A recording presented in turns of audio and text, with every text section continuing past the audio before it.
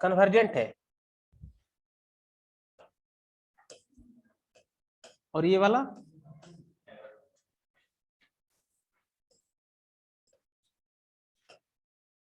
और ये तो ये वाला है ना,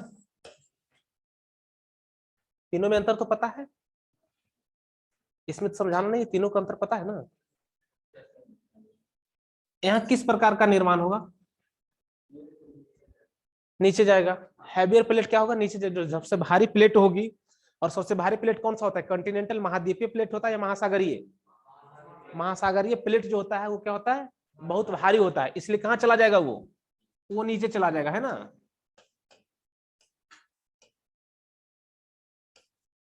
और ये प्लेट ऊपर चला जाएगा।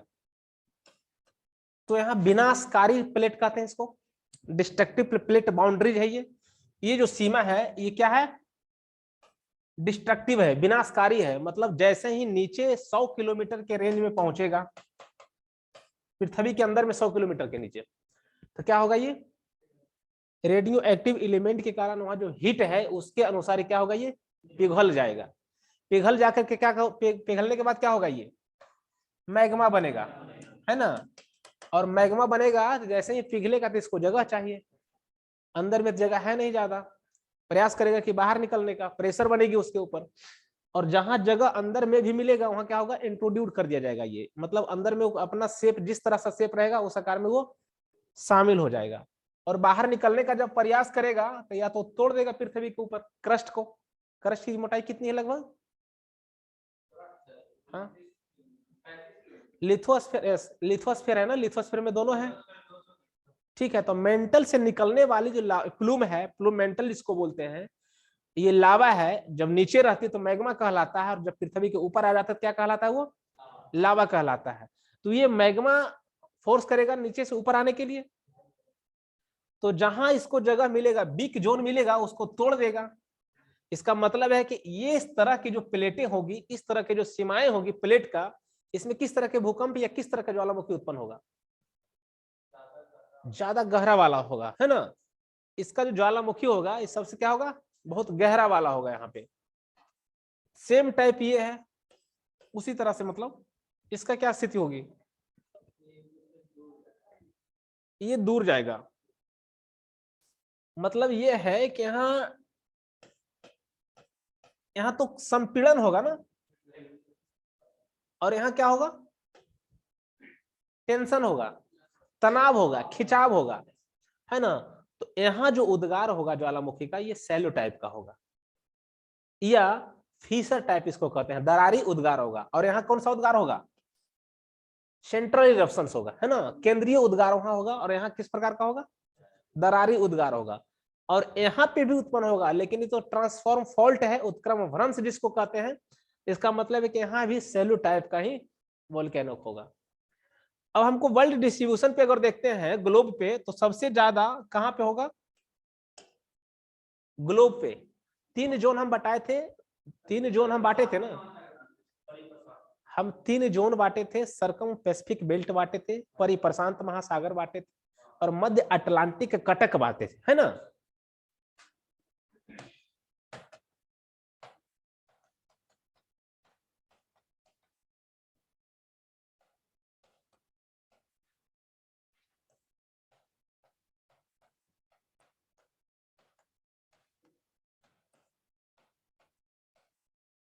मध्य अटलांटिक कटक है, ये क्या होता है, मध्य अटलांटिक कटक है। अटलांटिक तो समझ में आ रहा है कि अटलांटिक महासागर है ये, मध्य मतलब उसके बीच में है। और कटक क्या होता है,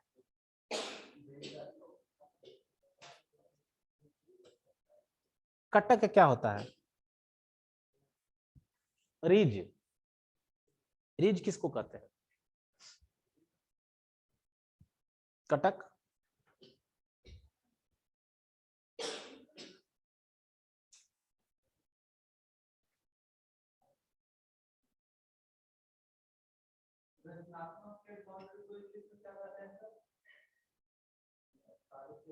कंस्ट्रक्टिव,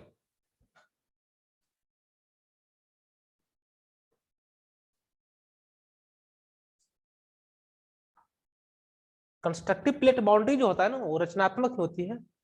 और डिस्ट्रक्टिव में क्या होगा? डिस्ट्रक्टिव में क्या होगा?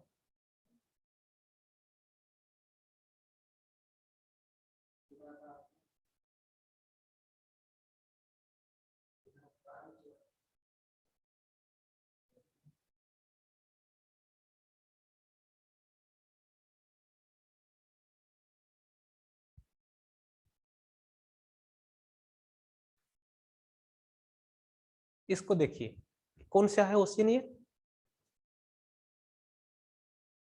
ध्यान से सोचिए पहले, उसके बाद बताएं कौन सा क्वेश्चन है ये।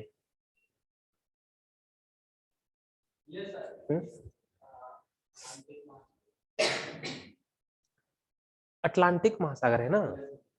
चूंकि हम बताए थे north America, south America, Eurasia और यूरोप और अफ्रीका, ये दोनों के बीच में कौन सा है? अटलांटिक महासागर है। और इसके इस साइड, मतलब नॉर्थ अमेरिका और साउथ अमेरिका के किस तरह, वेस्टर्न पार्ट में, ये कौन सा होगा? प्रशांत महासागर होगा। इस एटलस में देखते रहे घर में जाकर के।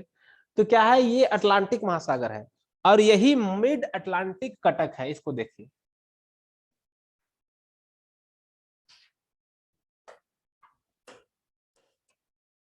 ये क्या है? कमी, ये मिड अटलांटिक कटक है, ठीक ना? समझ में आ रहा है कि नहीं? इसमें तो समझ में आ रहा है ना कि मिड अटलांटिक कटक यही है।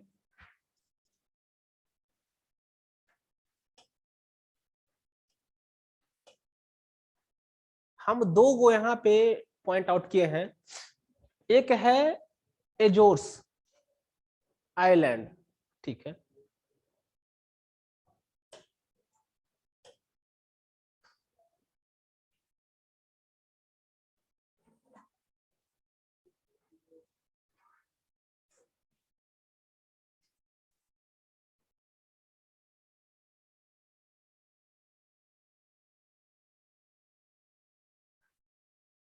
कुछ ज्यादा बड़ा हो गया क्या? आपके लिए ठीक है, मेरे लिए खराब है ना।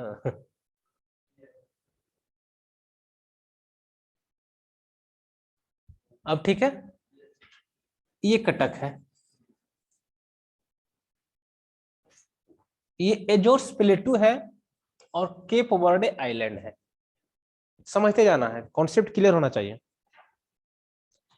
कौन सा आइलैंड है? केप वर्डे आइलैंड है और ये एजोर्स प्लेटू है। और यहाँ किस प्रकार का बाउंड्री है? मिड अटलांटिक रीज है। रीज कौन सा है? ये वाला है, इस टाइप का, ठीक है। रीज क्यों कहते हैं और रीज होता क्या है बताते हैं। सबसे पहले देखना है कि इससे ये किसकी दूरी कम है ना, और इससे इसकी दूरी ज्यादा है।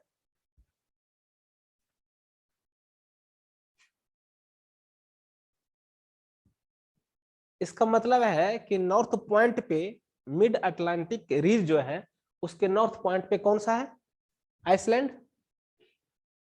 आइसलैंड है, ठीक ना।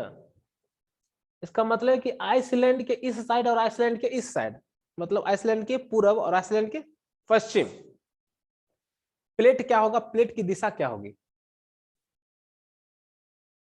तीन तरह का प्लेट बताए हैं। एक तो एक दूसरे में टकराता है, और दूसरा है कि two plates move in opposite directions due to thermal convective current. तापीय संवहन धारा के कारण क्या होता है, विपरीत दिशा में वो चलते भी हैं। तो यहाँ किस प्रकार का प्लेट है ये? यहाँ किस प्रकार का प्लेट है?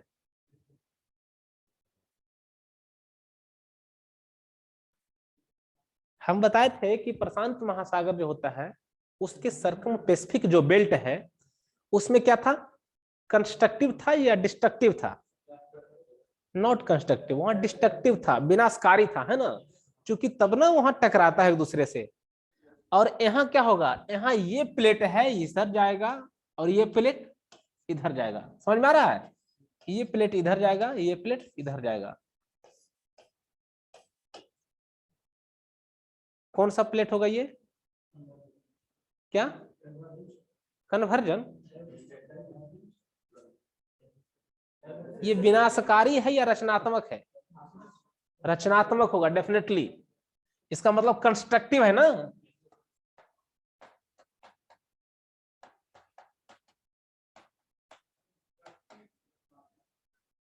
कंस्ट्रक्टिव, डिस्ट्रक्टिव और कंजर्वेटिव, तीन हम बताए हैं। तो इसमें क्या होगा? Constructive plate boundaries. Constructive plate boundaries इसलिए होगा कि ये प्लेट यहां से इधर जाएगी और इधर से इधर जाएगी, और इस प्रकार ये रिज का निर्माण होगा। तो मान के चलते हैं ये इस तरह का, यहां से निकलने वाला ये ऊपर जाता है, यहां से निकलने वाला ये मैग्मा ऊपर जा रहा है। तो जब यहां से कोई चीज निकल करके इस तरह से आएगा तो यहाँ पे एक रिज का निर्माण होगा ना, उभार का निर्माण हो जाएगा। वही ये उभार है। यहाँ तो डीप है, यहाँ भी डीप है, लेकिन यहाँ देख रहे हैं इसके कलर क्या है, इसका थोड़ा सा लाइटर कलर है ना ये। इसका मतलब है कि थोड़ा सा ये गहरा कम है। यहाँ पे सबसे ज्यादा गहरा कहाँ पे है? प्रशांत महासागर में, यहाँ नॉर्थ अमेरिका में बताएं।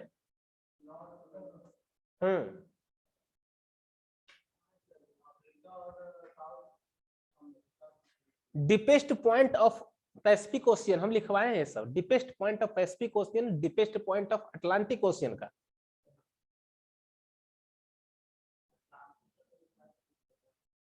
Mariana trench. अटलांटिक का सबसे डीपेस्ट पॉइंट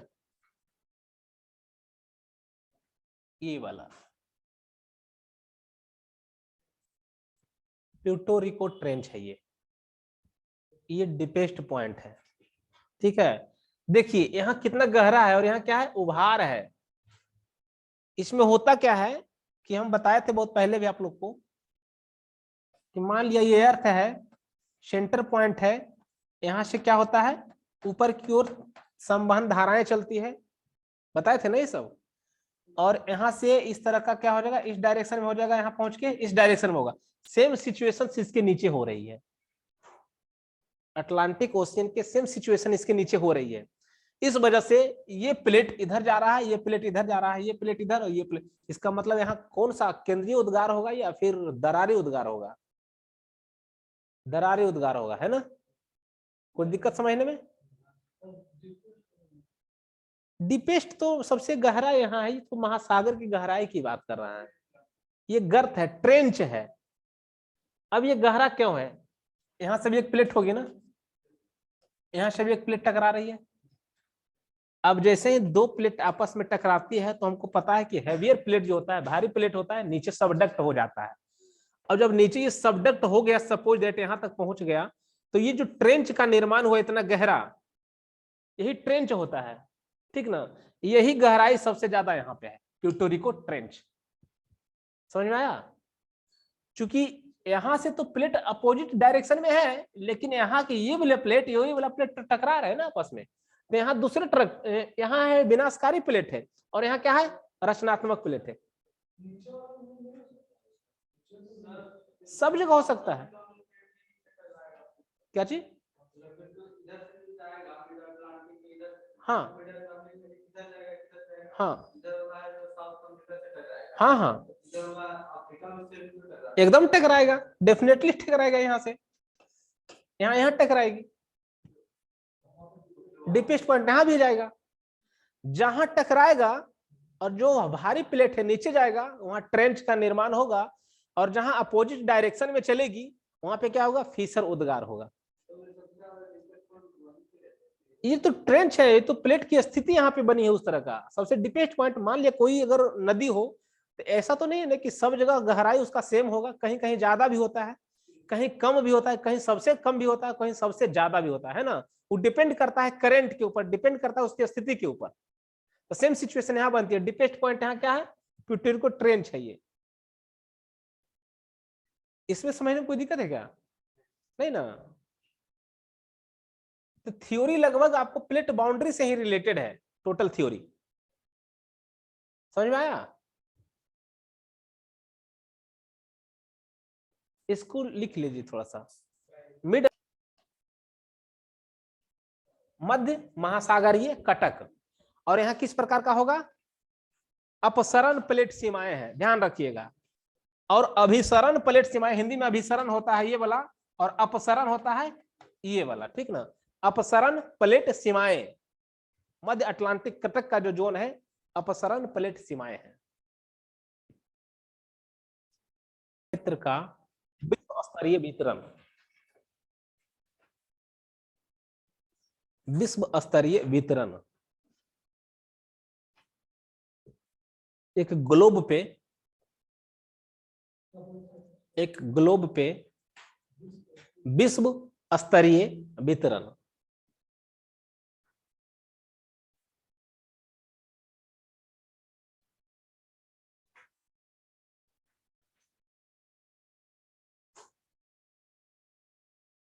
पूरे ग्लोब पे लिखते गए, जल्दी हाथ चलाइएगा। पूरे ग्लोब पे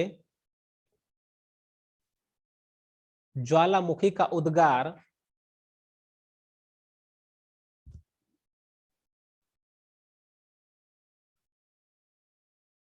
पूरे विश्व, पूरे ग्लोब पे ज्वालामुखी का उद्गार प्लेट की सीमाओं से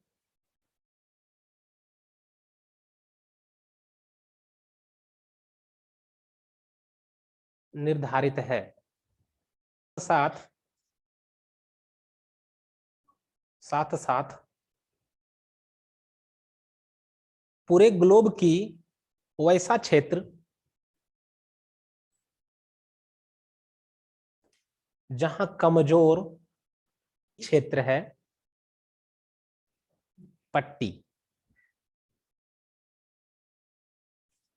वहां भी ज्वालामुखी उद्गार की स्थिति बनती है।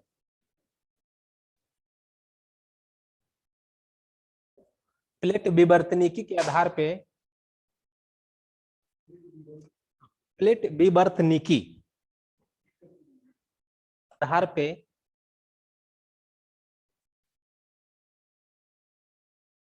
यह साबित होता है कि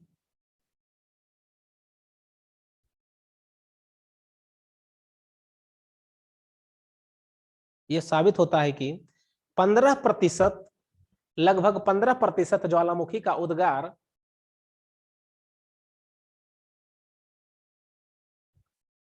लगभग 15% ज्वालामुखी का उद्गार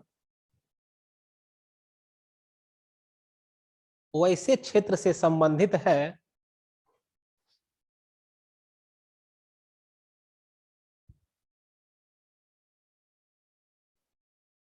जहां अपसरण प्लेट सीमाएं हैं, जहां अपसरण प्लेट सीमाएं हैं। अपसरण प्लेट ना एक दूसरे से विपरीत दिशा में चल रही है, ये डाइवर्जेंट प्लेट है।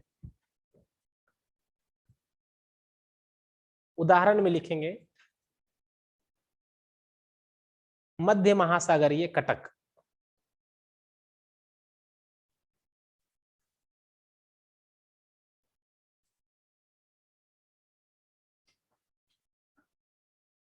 एग्जाम्पल उदाहरण में मध्य महासागरीय कटक, ठीक है। दूसरा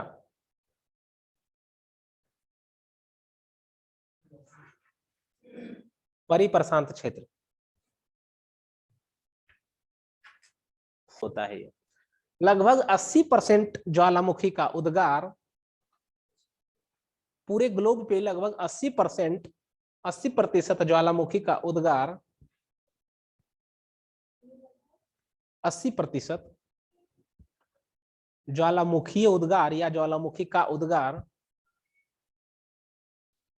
परिप्रशांत क्षेत्र से संबंधित है।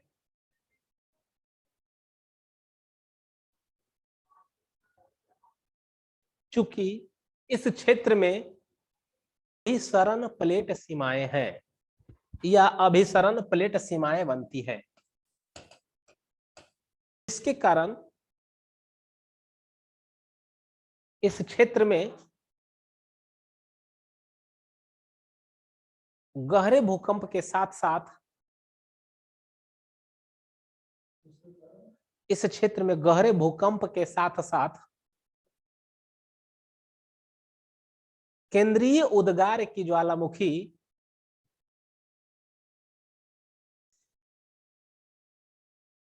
की आदर्श दशाएं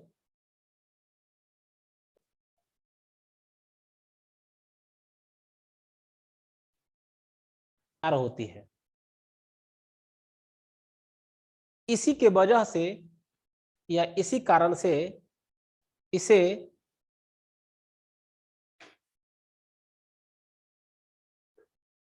रिंग ऑफ पैसिफिक, प्रशांत महासागर का अग्नि मेखला, प्रशांत महासागर का अग्नि मेखला कहा जाता है। पदार्थ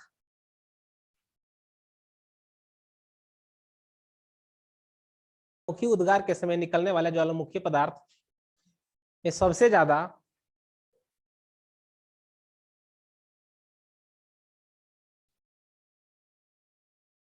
वाष्प, जलवाष्प, वाष्प और जलवाष्प का प्रतिशत लगभग 60 से 90% है।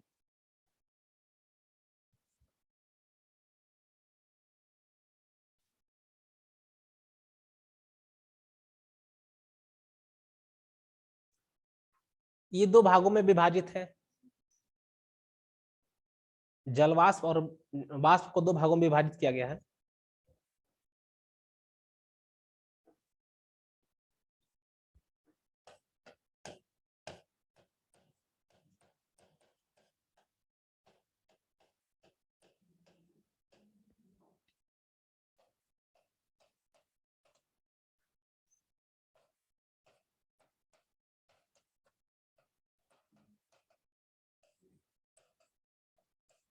दो भाग में है, फेरेटिक उद्गार और एक होता है मैग्मा उद्गार। मतलब वाष्प और जलवाष्प को दो भाग में कैटेगराइज किया गया है, बांटा गया है। एक होता है फेरेटिक उद्गार, एक होता है मैग्मेटिक उद्गार, मैग्मा से संबंधित है। दोनों में अंतर यह होता है कि फेरेटिक उद्गार में सिर्फ और सिर्फ वाष्प जलवाष्प ही सब निकलती है, ठीक है, और इसमें क्या होगा, मैग्मा के साथ निकलेगा ये।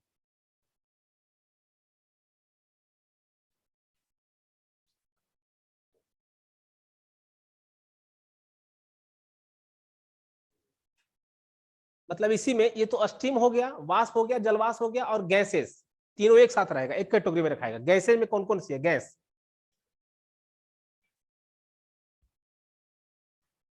Carbon dioxide,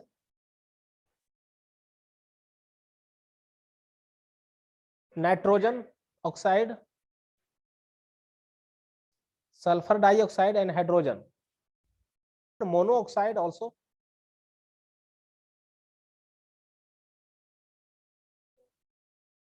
carbon monoxide,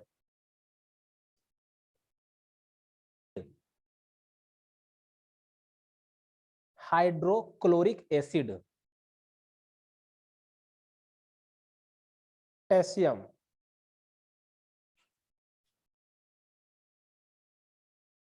सल्फ्यूरेटेड hydrogen, sulphuretted hydrogen.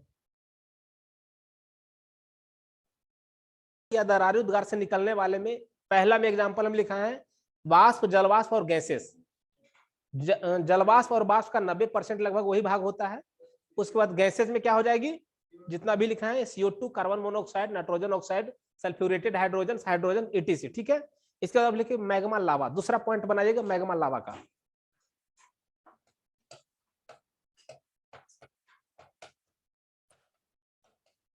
लावा, मैग्मा क्या है मुझे पता है ना, वही चट्टान 100 किलोमीटर डेप्थ में जैसे ही पहुंचता है, हीट के कारण वो द्रवित हो जाता है, गल जाता है, और वो जब पृथ्वी के नीचे रहता है तो मैग्मा कहलाता है, पृथ्वी के जैसे ऊपर आती है क्या कहलाएगा, वो लावा कहलाएगा।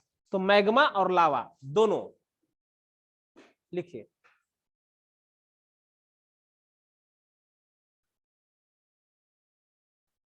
द्रवित चट्टाने, पृथ्वी के अंदर द्रवित चट्टाने मैग्मा कहलाती है। ये तापीय समवहन धारा के कारण, और जब यह तापीय समवहन धारा के कारण पृथ्वी के ऊपरी सतह पे आ जाती है, तापीय ऊपरी सतह पे आ जाती है,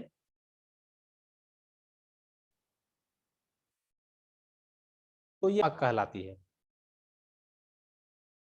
विद्युत हीट का क्या होता है, कुचालक हो जाएगा ना ये तो न तो, और रेडिएशन का काम है, अभिसरण विकिरण का काम है, निर्वात में चलता है, पृथ्वी के अंदर तो ऐसी स्थिति बनेगी नहीं, इसलिए न इसमें न विकिरण काम आएगा और न संचालन काम आएगा। और इसमें मैग्मा जो है द्रवित अवस्था में, गैस अवस्था में अब हो गया है, इसका मतलब संवहन धारा चलेगा वो, और संवहन धारा के थ्रू हीट का ट्रांसफर होगा। पृथ्वी के अंदर में सबसे नीचे इस पॉइंट में कितना डिग्री सेल्सियस है,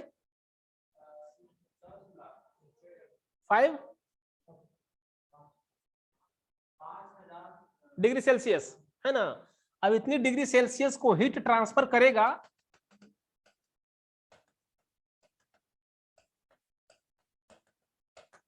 यहाँ डेंसिटी भी बहुत ज्यादा है, 12 लगभग है, यहाँ की डेंसिटी कितनी है 2.8 लगभग, ठीक ना।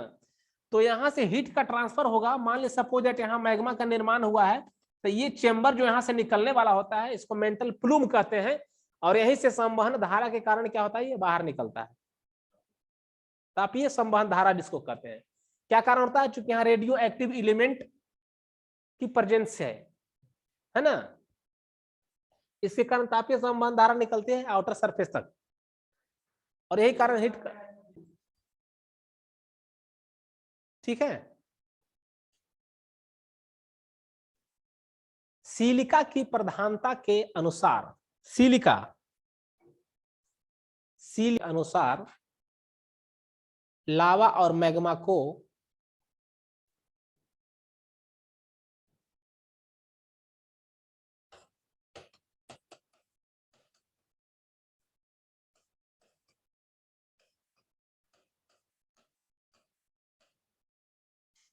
अम्लीय मैग्मा, अम्लीय मैग्मा या एसिडिक मैग्मा, ठीक है।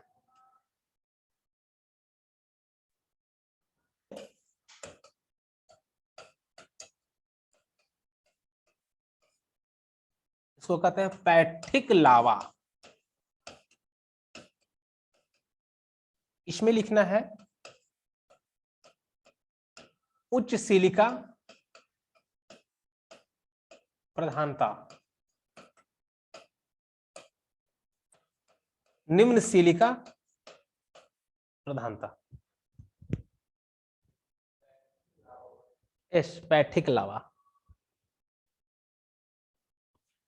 मतलब इसमें सिलिका बहुत ज्यादा है और इसमें सिलिका की प्रधानता कम है, उसके आधार पे मैग्मा और लावा को डिवाइड किया गया है दो ग्रुप में, का विभाजन।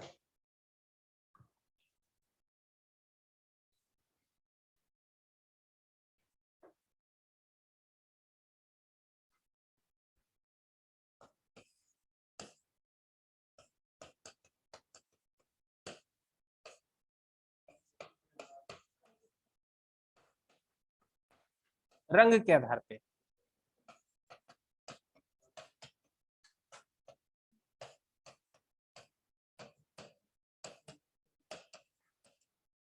फेल्सिक लावा,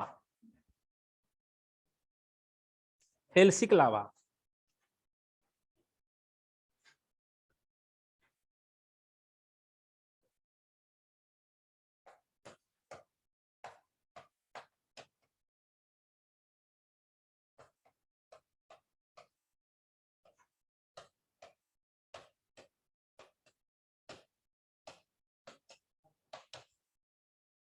फेल्सिक लावा और मैफिक लावा, सिलिकॉन,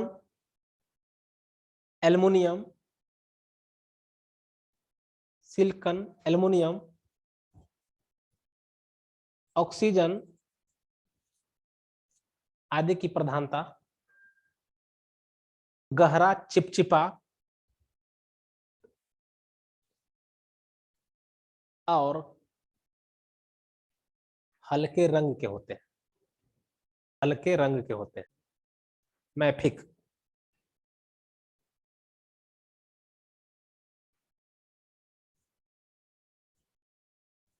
मैग्नीशियम तथा लौह अंश की अधिकता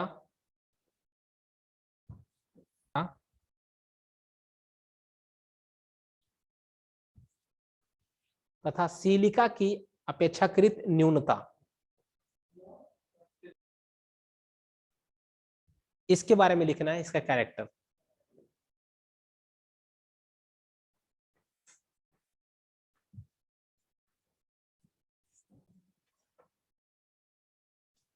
इसका फैलाव या बहाव तीव्र होता है, या बहाव बहुत तीव्र होती है,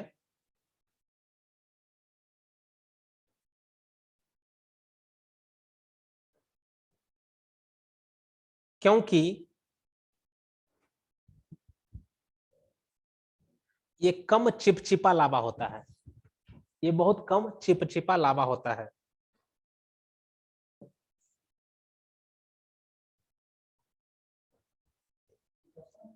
इसकी बहाव का औसत चाल लगभग 40 से 65 किलोमीटर प्रति घंटा होता है।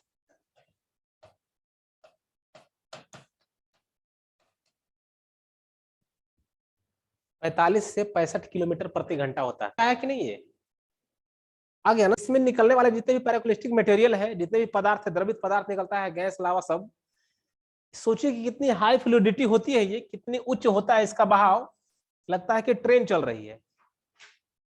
इतना केंद्रीय उद्गार होता है, इतना स्पीड में निकलता है ये, और इतनी स्पीड में ये फैलता भी है। ठीक ना।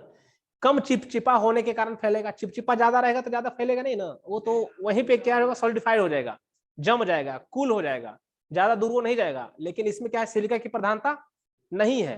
जिसमें सिलिका की प्रधानता ज्यादा होता है, इसका मतलब वो ज्यादा चिपचिपा है और वो निकलेगा और वहीं जम जाएगा। और इसमें क्या होता है, हाई फ्लूइडिटी है। सोचिए 45 से लगता है कि ट्रेन चल रही है, बस चल रहा है, इतनी स्पीड में निकलता है ये और पृथ्वी पे फैल जाता है। ठीक है।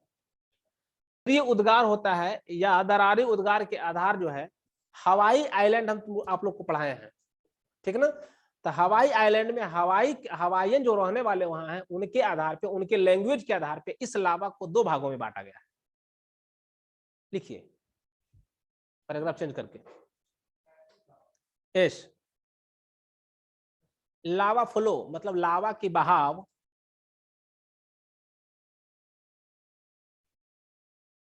लावा के बहाव को हवाईयन भाषा के आधार पे हवाईयन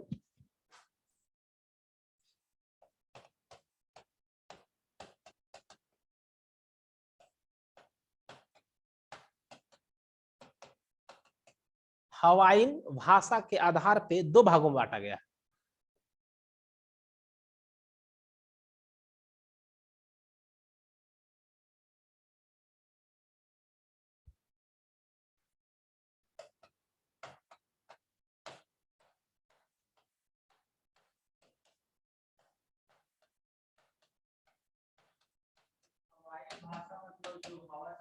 नो, हवाईयन आइलैंड पढ़ा है ना।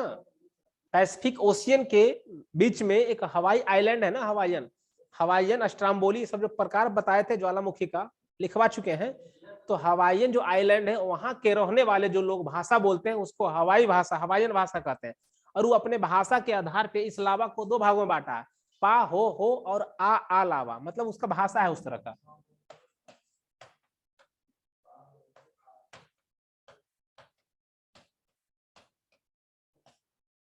पीटी में नाम दे देगा तो लग रहा है कि मतलब कुछ पता नहीं क्या बोल रहा है ना।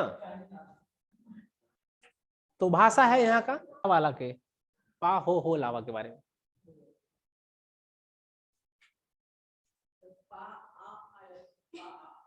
नो, ये आ सिर्फ है, सेकेंड टाइप आ, और फर्स्ट में पा हो।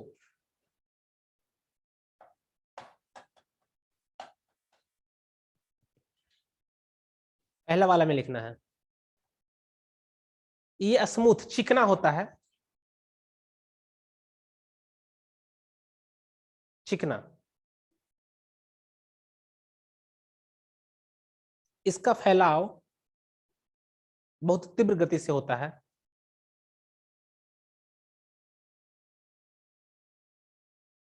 ये पतली पपड़ी की तरह फैलता है।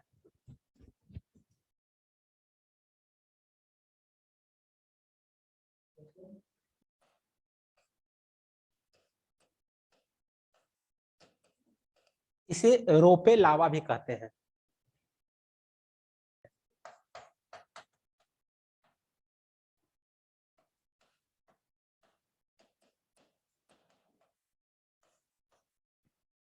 रोपे लावा या पिल्लो लावा भी कहते हैं।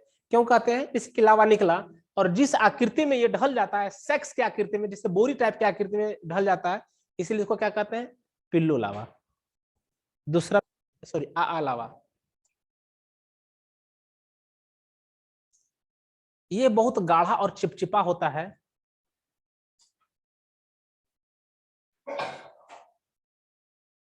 इसकी बहाव अपेक्षाकृत न्यून होती है। आकार और साइज के आधार पे ज्वालामुखीय पदार्थ को निम्न भागों में वर्गीकृत किया गया है।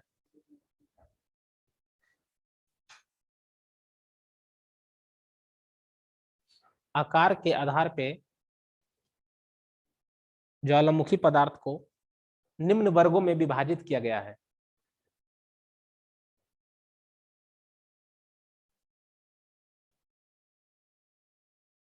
पहला में ज्वालामुखी धूल कण, वोल्केनिक डस्ट।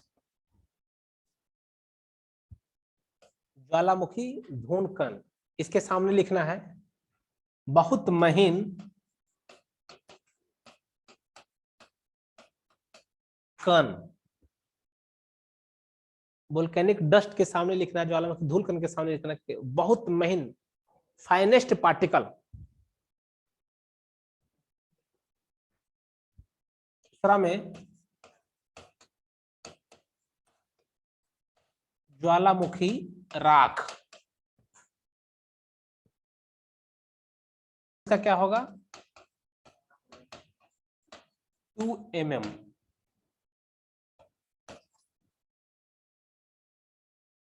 तीसरा में लैपिली,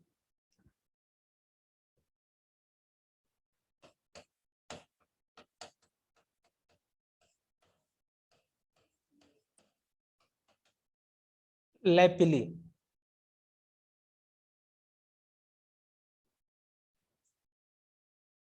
मटर का दाना देखे है ना, मटर के दाने के आकार का,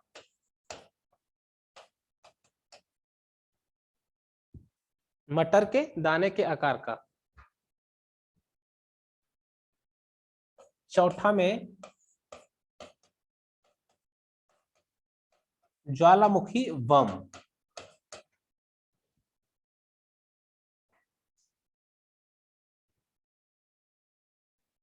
6 सेंटीमीटर।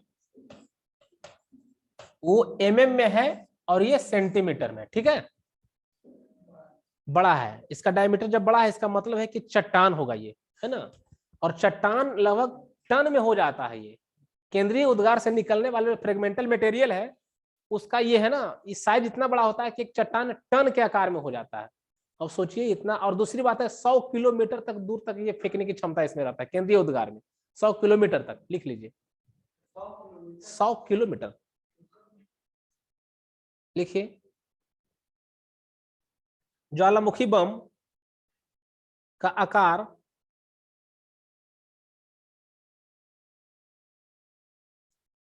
गोलाकार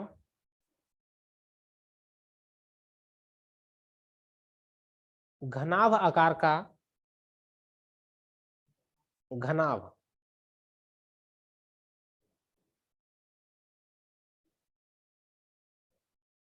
षटभुजीय, षटभुजीय होता है ना 6 कोण वाला,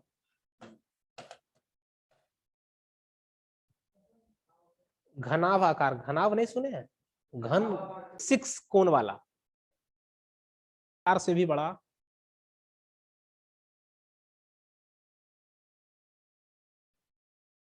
ये फुटबॉल के आकार से भी बड़ा है। केंद्रीय उद्गार के समय,